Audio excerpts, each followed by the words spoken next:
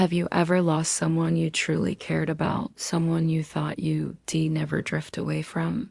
But then life happened. Mistakes piled up, and suddenly there was distance. That was me. And today, I want to share my honest story of how I tried to rebuild a broken relationship. Not because it was easy, but because it mattered. This isn't a fairy tale. It's messy, it's raw, and it's real.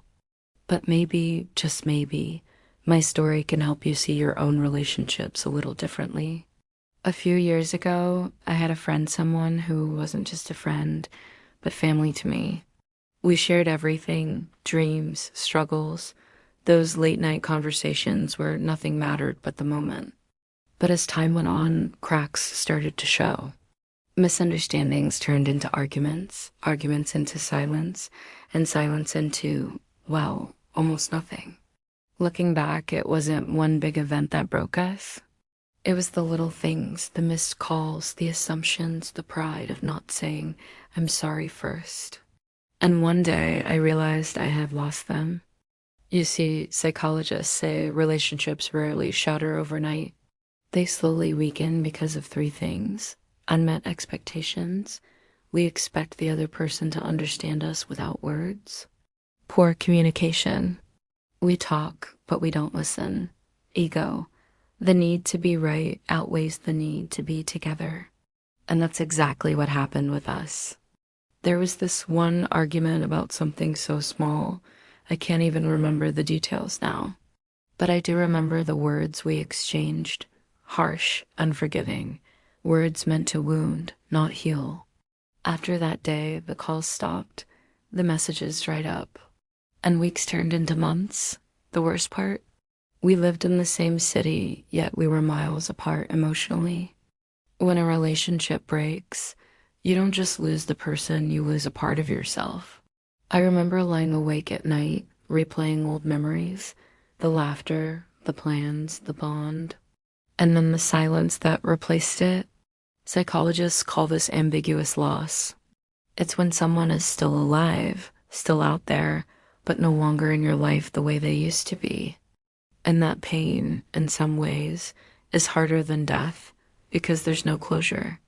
Months later, I was scrolling through old photos on my phone, and there they were, smiling, carefree, sitting right next to me as if the world couldn't touch us. That's when it hit me. If this bond meant so much to me, why was I letting my pride be bigger than my love? Rebuilding wouldn't be easy. I didn't even know if they would want me back in their life. But one thing was clear, I had to try. So how do you even begin to rebuild a broken relationship? Do you just pick up the phone and say, hey, I miss you? Do you apologize, even if you feel you weren't entirely wrong? In part 2, I'll share the exact steps I took, the mistakes, the breakthroughs, and the surprising moment that changed everything. Because healing doesn't happen in one big leap, it happens in small, intentional steps. If you've ever lost someone important, I want you to know, you're not alone. Relationships break, but sometimes they can be rebuilt stronger than before. Stay with me, because the next part of this story might just give you the courage to take the first step toward mending your own broken bond. So there I was, staring at my phone, debating whether to send that first message. My pride was screaming, don't do it. They should reach out first. But my heart whispered, if you care, take the first step. And that's where rebuilding begins, with humility. The first thing I had to do was accept that the relationship was broken. Not just a little damaged, but genuinely broken. Psychologists say we can't fix what we refuse to acknowledge. Denial only delays healing. So I admitted it to myself. Yes, we're not the same. Yes, I miss them. And yes, I want to try again. That honesty set the foundation. I typed the message at least 10 times, deleted it, rewrote it. Finally, I kept it simple. Hey, I've been thinking about you. I know things haven't been right between us, but I'd like to talk when you're ready. It wasn't perfect. It wasn't a grand speech, but it was real. And here's something important. When you reach out, don't expect instant forgiveness or excitement. You're planting a seed, not harvesting the fruit. After I hit send, the waiting began. Minutes felt like hours, hours felt like days. And the doubts crept in. What if they ignore me? What if they've moved on? What if they don't care anymore? This is the hardest part, sitting in uncertainty. But rebuilding a broken relationship means surrendering control. You can't force someone back. All you can do is open the door. When they finally replied, it wasn't a warm message. It was cautious, guarded, that they agreed to meet. I still remember sitting across the table, heart racing, waiting for the first words. And when they spoke, it wasn't easy to hear. They told me about the pain I caused, the ways I had failed them, the times I chose silence instead of support. My instinct was to defend myself, to say, but you don't understand my side. But rebuilding requires listening, truly listening, without trying to win. So I stayed quiet. I nodded.